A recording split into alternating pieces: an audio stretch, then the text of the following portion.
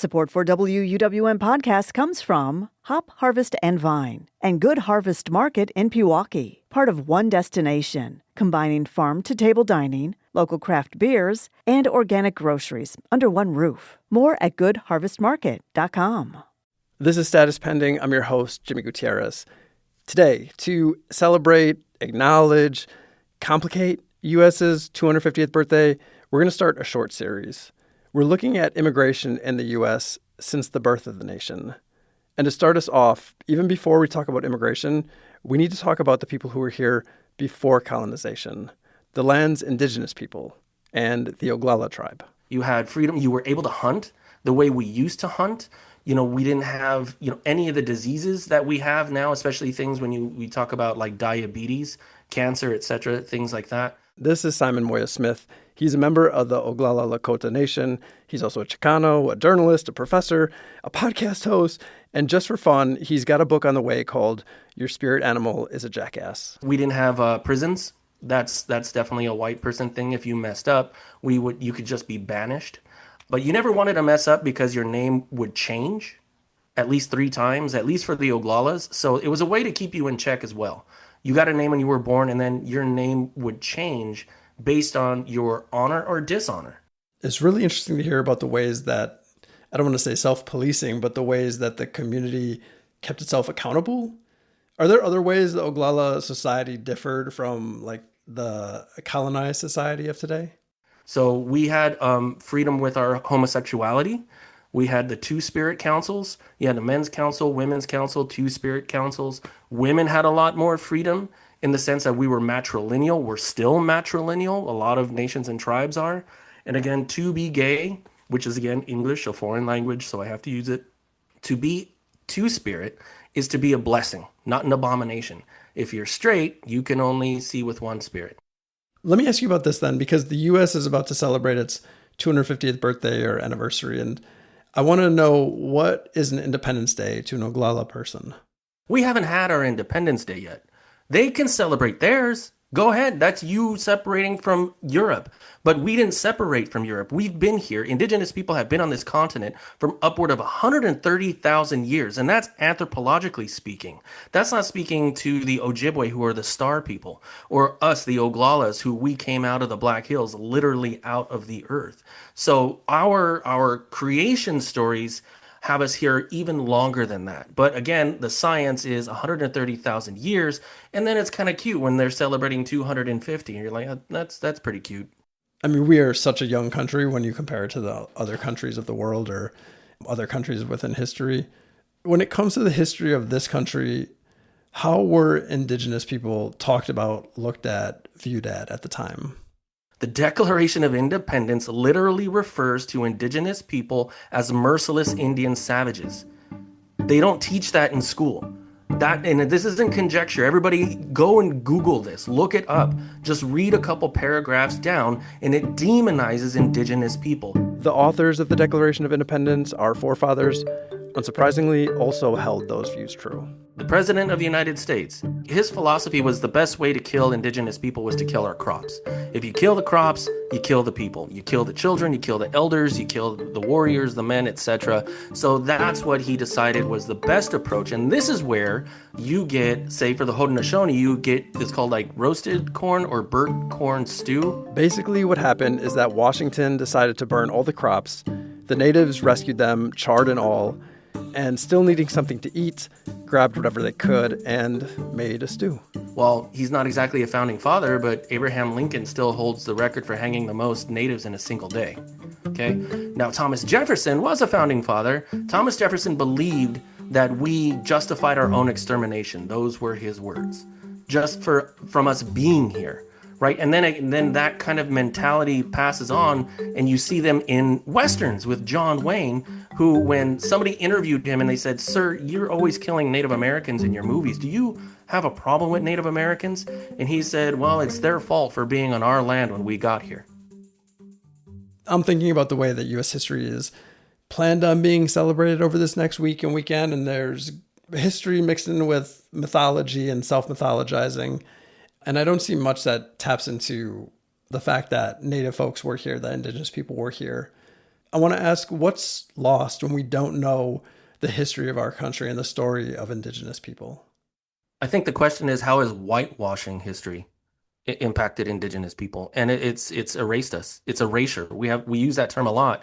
How we're canceled out of the American conversation. Why is it that when, for example, and this happens several times every election cycle, especially federal, with the presidency, they have a diversity list, and the diversity list goes white, black, Asian, Latino, and then other.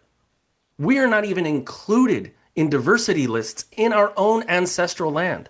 We are the smallest racial minority in our own ancestral land. Think about that. Demographically, by population, the indigenous people here, us, are the smallest racial minority, and we're not even considered in diversity lists. I mean, even today, people are wrapping their head around that we're still here. And that's the name of our podcast is because we have to remind people, hey, natives too, indigenous people too. And then somebody will come to you and they'll say something, well, I'm a native Texan. I'm a native Coloradan. I don't think Coloradans sound like that. But anyway, you get my point, is that they're the native. No, you're a local. We're the native. We have been here for 130,000 years. All of this impacts the way Simon sees conversations around immigration today, whether it's immigration reform, policy, or policing. The idea of who is the immigrant needs to be changed. I don't see immigration the way white people do, but I do see them coming here and having been here for 250, 521 years as still an old colony. It's still immigration to us. They didn't ask us if they could be here. When we talk about immigration in this country, what happens when we take the long view or include all of the history? To start our series, US at 250, we're going to look at what immigration looked like 250 years ago, 1776. And that is when the largest source of immigration into this country was forced migration, or slavery. And for that history, I reached out to a local professor to help us complicate the narrative of what and who we're celebrating when it comes to the US at 250. Okay, if we just want to start, if you want to introduce yourself and who you are. My name is Dr. Robert Biko Baker. I'm a teaching faculty at the University of Wisconsin-Milwaukee in the African and African Diaspora Studies Department. I think the really nice thing about interviewing a professor and doctor is great because you're just sitting on all this incredible knowledge. And to show our work, I guess, is that you gave me homework before we had this conversation. So let's get into complicating the narrative of this 250th birthday. One of them, which I don't know if it was the early moments of the revolution, but early moments of the US, is the Boston Massacre. This is when British soldiers opened fire on a rowdy crowd of American colonists, killing 5. And while we might have heard about the Boston Massacre, we might not have heard about Crispus Attucks. So who is Crispus and what role did he play in all this? Crispus Attucks is the first, or many historians consider to be the first, or maybe the second person killed at the start of the Revolutionary War, as the revolutionary fervor is kicking up. I always play around with my students, he's like this mixed guy. He sees these groups of white people fighting, he walks out, chaos erupts, and, he's shot. And, his story is so important because his death becomes the rallying cry for the patriots. And they really look to his story as a way to embolden people. But the British, they say he was, also just like a beast-like character who was antagonizing the redcoats. And so we won't know. We'll never know. But he, a black man, a biracial person, definitely a runaway slave, is the hero, the mascot at the beginning of the Revolutionary War, and it's sort of lost to history. Mm-hmm. And what does this say, the fact that he was, the first or the second person to be killed in this way, about the role that Black Americans, African Americans, Africans played in the fight for freedom of this country? When you look at the founding fathers and those that really fought on the side of what would become the United States, they really see slavery as a reflection of how the crown is treating them. They're looking at the taxes, they're looking at the representation and not having it in parliament. And they're saying, You're treating us like slaves. Mhm. And so when this this black guy, the short mulatto fellow, is who is killed, it's crazy. It's just highlights this contradiction that's always been here. It's like people of color, black people, native people have always been here. We've always been at the center of the conversation, but yet we're always marginalized.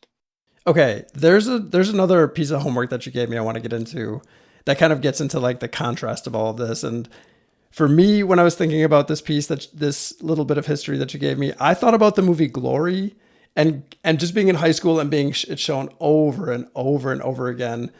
But it's this movie that tells the story of the first African American infantry that fought for the Union against the I South. owe them as much as they have given. I owe them my freedom, my life if necessary. 1911. I can knock something down with this. A million loyal readers want to know what happens when the men of the 54th see action.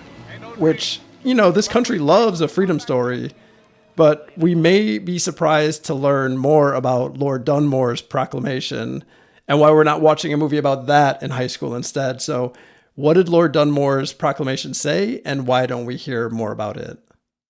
It's like November 1775. It's clear that the British need to pull a Hail Mary or a rabbit out of the hat. And they put forth this proclamation that they thought would create a slave rebellion, saying that all enslaved people in the colony of Virginia would be free if they came and fought. And the reality of it is large numbers of people did not show up to fight, as Black folks are still isolated on plantations. They're still trying to figure out how to get free. But up to 20,000 slaves ended up in the British service, far more than those that fought for the Patriots. And part of that is because George Washington was initially afraid of putting arms in the hands of Black folks. And that's why that movie Glory is so important, because you see Denzel Washington, when you put that that weapon in his hand, he gets turned up. Come on!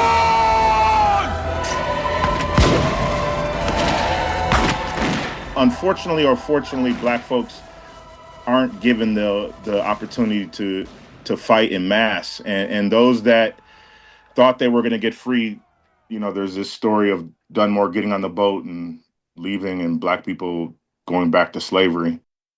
One of the things I really liked when you shared that story with me is you're like, here's kind of a question that you would pose at the class. And I just want you to pose it to our listeners. Just imagine you're a Black person and you're trying to get free.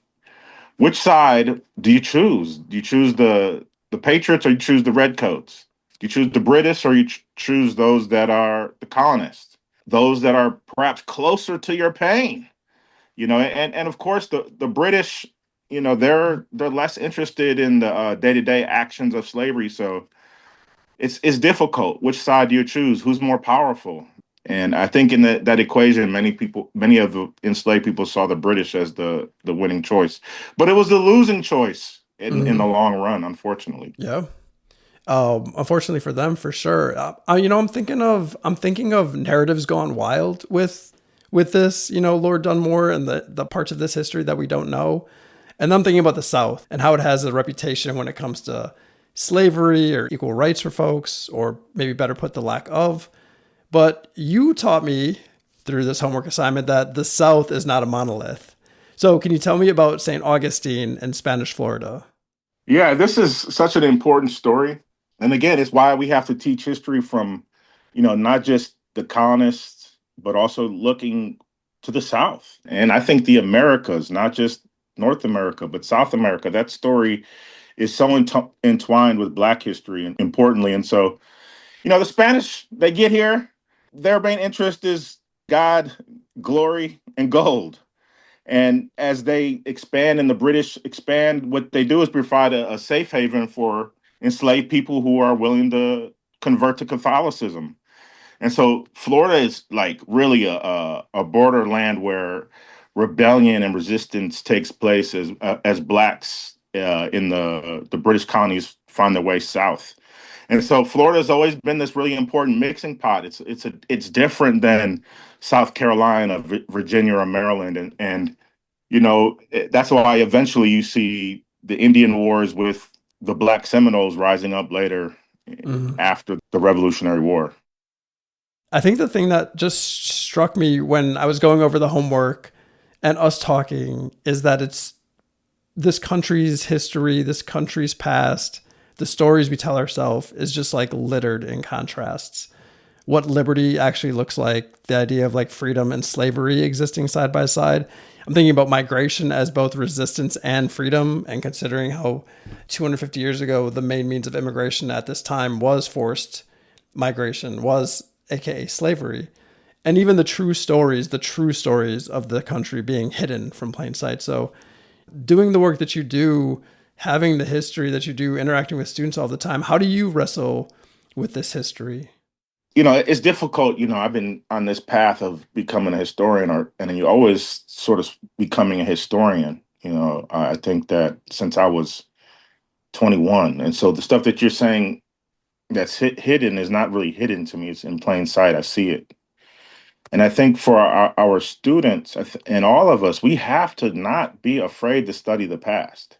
And I hate that history has been sort of put in this box that's away or maybe in stacks that people won't approach. I hate that it's like that. And so I ask us to really spend time thinking about how does our own history fit in this moment. And I think that's a good place to start. It's not hidden because you're right here.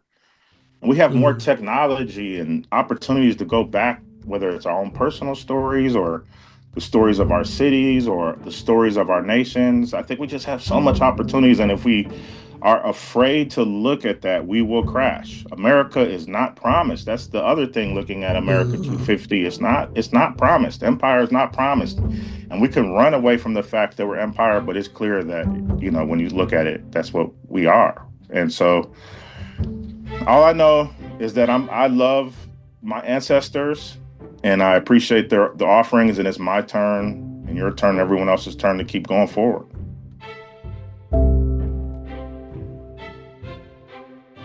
That was Professor Dr. Robert Biko Baker and journalist Simon Moya Smith. I'm Jimmy Gutierrez. Status Pending is produced by WUWM, Milwaukee's NPR, part of the NPR network. Music in this episode is from Blue Dot Sessions. In 2 weeks, we are continuing our series looking at what immigration looked like 100 years ago. A little teaser here. This one is going to get really personal for me. To make sure you don't miss what's coming next, subscribe to Status Pending wherever you get your podcasts for more stories about immigration in Wisconsin and beyond.